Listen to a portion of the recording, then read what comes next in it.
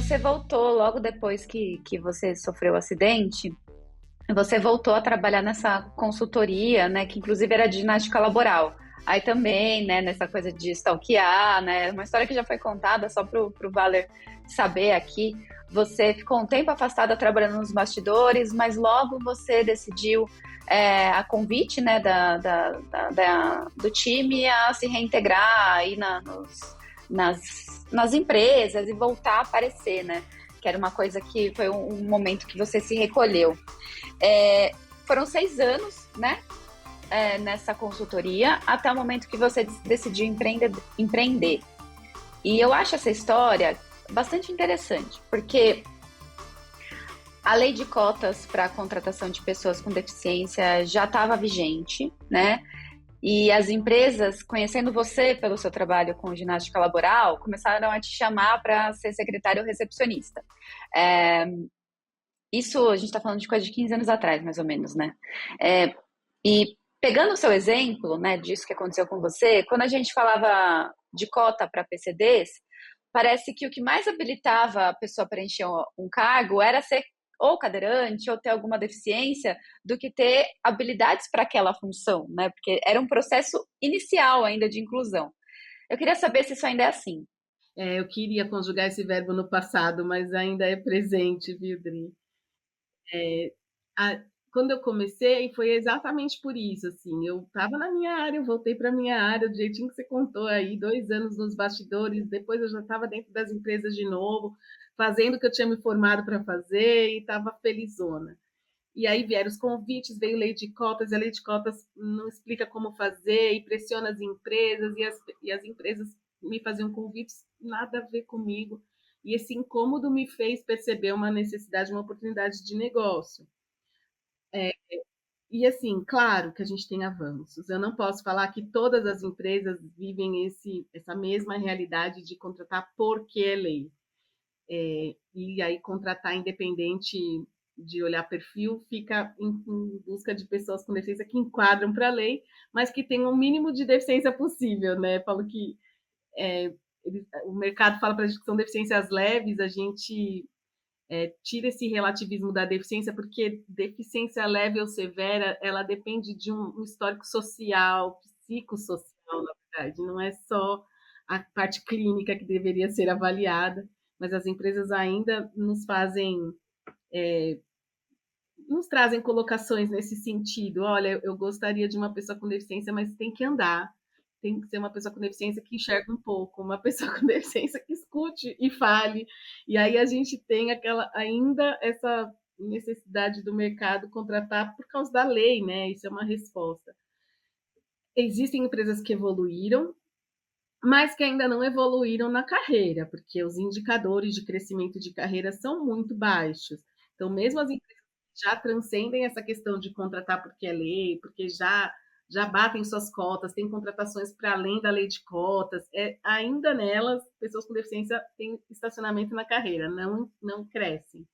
Então, a gente tem ainda um mercado para amadurecer bastante, que tem evoluções, mas que ainda tem evoluções para fazer e bem importantes para a pessoa com deficiência ser impactada mais positivamente com tudo isso. E o negócio também, sabe, meninas, porque os estudos de diversidade e inclusão, eles trazem muitos benefícios da empresa ter diversidade e inclusão dentro do negócio, né? Então, melhora a retenção, melhora a inovação, os indicadores são altíssimos, 90% das empresas que respondem dizem que tem melhoras no relacionamento interpessoal. Só que esses indicadores só serão realidade se as pessoas estiverem incluídas. Então, não uma pessoa com deficiência e por isso eu vou ter melhor clima. Não, você vai ter melhor clima se a pessoa com deficiência estiver incluída. Se ela estiver de ladinho, isso pode, inclusive, ir bem contra o clima, por exemplo, né? Um clima organizacional. Então, ainda precisa se perceber o ganha-ganha disso, que não é só pela pessoa com deficiência, o negócio ganha muito, né? Contratação não é sinônimo de inclusão, né, Carol? Não é.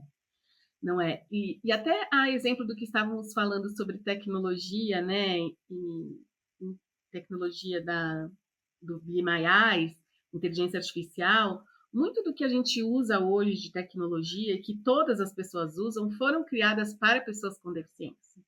Então, quando a telefonia começou a fazer mensagem de texto, foi para incluir pessoas surdas.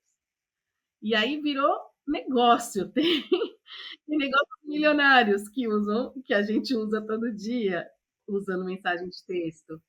Quando o touch da tela, né, do celular, né, meu notebook também é touch. O touch começou a ser, foi desenvolvido para pessoas com baixa visão. Então, hoje todo mundo usa, né? A gente passou daquele BlackBerry que era no botãozinho para o smartphone touch por conta de uma tecnologia feita para pessoas com deficiência que atingiu melhor a sociedade. Então, enquanto as empresas não perceberem que se ele desenvolver algo para uma pessoa com deficiência, ele está desenvolvendo para muito mais gente, né? A rampa é um ótimo exemplo. Onde passa uma pessoa em cadeira de rodas, passam todas as outras. E o contrário não é verdade. Então, se você projeta escada, você está deixando algumas de fora. Se você projeta uma rampa, você não deixa ninguém de fora. Então, os negócios são muito ampliados quando pensados para as necessidades que as deficiências trazem nas limitações, né? Ô, Carol, eu fico com uma dúvida na cabeça em relação a esse negócio da retenção, porque assim, a empresa ela já teve a disposição, já teve o esforço, ainda que ela esteja ali só cumprindo a lei, que muita gente coloca isso necessário, né? E eu concordo, né, até com isso. Você vai criando essa intenção, ainda que não seja pela via mais voluntária possível, mas para que você comece a ter essa movimentação, né? Mas a empresa foi lá, né? Ela contratou. Ela tem ali uma pessoa útil, produtiva. Se contratou bem, contratou para o lugar certo, né? No momento certo. Aí, assim, bem no seu dia a dia mesmo, entrando no seu mundo de consultora, o que que faz, na prática, a empresa parar e simplesmente não ter um plano de carreira? Ou deixar a pessoa ali, sabe? Parece uma realidade que não faz muito sentido na minha cabeça. Se já tem a pessoa, se ela tá ali, é parte do time, e você já teve todo esse esforço, por que que isso se interrompe, esse ciclo mesmo de construção de plano de carreira? Por que isso não avança na prática? Alguns motivos, né? Um deles a gente já falou aqui, que é contratar pela lei. Então, as empresas que contratam por lei, depois de contratar, não acham que tem mais nada para fazer. Só que contratar por lei traz uma outra consequência, que é o rótulo, o estereótipo da pessoa cotista. Então, a gente já tem o estereótipo de incapaz, de coitadinha, de dependente, de não pode, de não consegue, e aí entra, tá aqui porque a cota mandou. A liderança, até o time, a equipe, precisa ter letramento, precisa ter conscientização, porque senão ela já leva aquela pessoa para um lugar de não consegue, não pode. Isso acontece no nosso inconsciente porque a nossa sociedade nos formou assim.